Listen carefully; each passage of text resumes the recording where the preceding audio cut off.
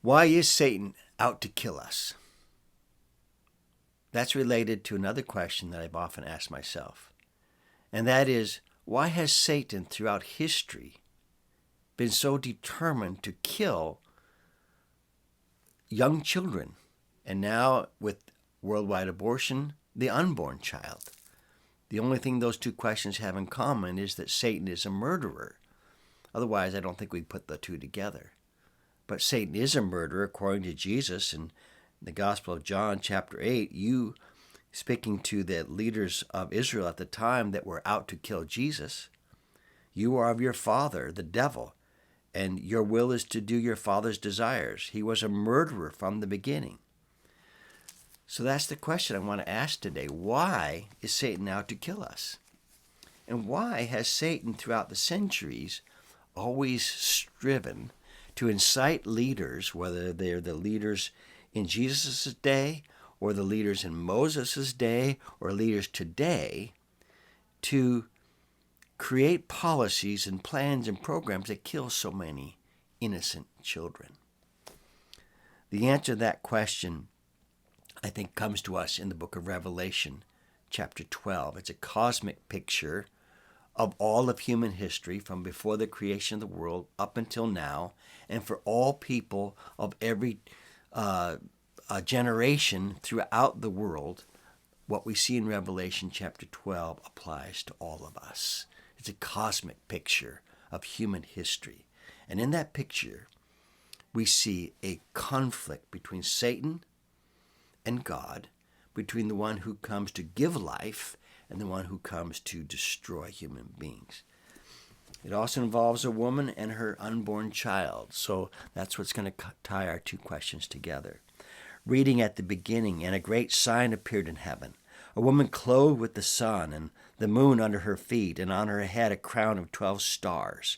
She was pregnant and was crying out in birth pains, in the agony of giving birth. And another sign appeared in heaven. Behold, a great red dragon with 7 heads and 10 horns, and on its head 7 diadems. So this picture of a demonic, powerful dragon, who is later on in verse 9 described for us explicitly.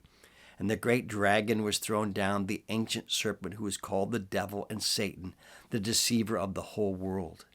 So this is the conflict between God and this dragon. And the dragon, it goes on to say, is positioned to kill the child the moment he's born.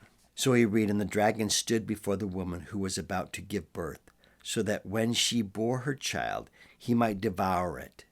She gave birth to a male child, one who is to rule all the nations with a rod of iron.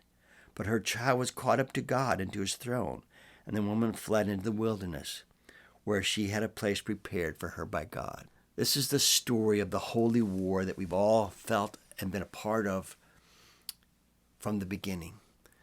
God comes to give life. Satan comes to destroy life. In this particular picture, we see the woman about to give birth to the child who is the Christ, who will rule with the rod of iron over all these crowns and authorities. He's the King of kings. And we see Satan here out to destroy him at the moment he is born, like a snake devouring a mouse, a very graphic and horrifying picture. And the question now that we're asking is, why is Satan out to destroy this child? Why is he out to continue to destroy us even today? And the answer comes to us in verse 12 of Revelation 12. It says, "Rejoice, O heavens, and you who dwell in them, but woe to you, O earth and the sea, for the devil has come down to you in great wrath, because he knows that his time is short." In other words, from Satan's perspective, the birth of this child represents a direct threat to Satan. And indeed, all of those who follow in Christ's footsteps, who believe the commandments of God, who put their hope in God, also become a direct threat to Satan. And that's why our chapter ends with him turning his focus, or his crosshairs of death, from the child Christ to all the children who follow along in Christ's footsteps. Verse 17, and the dragon became furious with the woman and went off to make war on the rest of her offspring, on those who keep the commandments of God and hold to the testimony of Jesus. So there it is. Satan is out to destroy Jesus. He was out to destroy Moses before that. And he's continuing to try to destroy us. Why? Because he knows his time is short. Best time to attack Jesus was as a child. So what did he do? He whispered into Herod's ear, use the weapon of mass child killing to make sure you kill the one. Kill all the baby boys in the village of Bethlehem and all the surrounding areas. And not only the babies, but all the way up to 2 years old, because it's important that we stop the one. To stop the one, we'll kill the many. Satan used this strategy in the day of Moses. Moses represented a threat to Satan, so he whispered into Pharaoh's ear, ordering the midwives to kill all the baby boys, to stop the one who would be the deliverer, who would deliver Israel out of the bondage of Egypt in the same way that Christ would later on deliver us out of the bondage of sin. And that war is ongoing. And I believe that one way to look at abortion is that it is Satan's weapon of mass destruction to stop the progress of the gospel worldwide and therefore forestall the advance of the kingdom and the fullness of the age from coming. You say, well, how is it that Satan can stop God's timing? God is sovereign. And that is true. But even God himself tells us that you and I, by the way we live, can advance the timing of the fullness of Christ and the return of Christ. We read that in 2 Peter chapter 3, verse 12. You ought to live holy and godly lives as you look forward to the day of God and speed its coming. That's what I love.